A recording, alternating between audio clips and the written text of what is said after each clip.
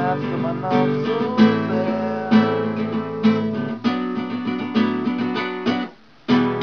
Du hast dich entschieden, mich nicht mehr zu lieben, sagst, du fühlst nichts mehr, es fällt dir nicht schwer, mich aufzugeben, ich muss damit leben und werd dir vergeben.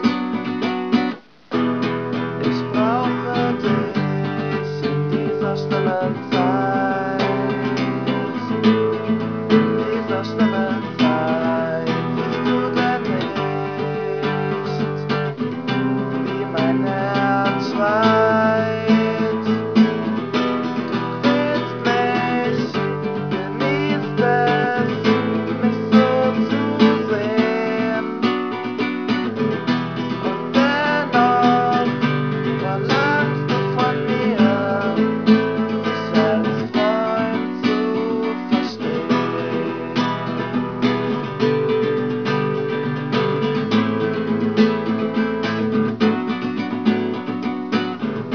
Ich begreife es nicht, du bringst mich um den Verstand.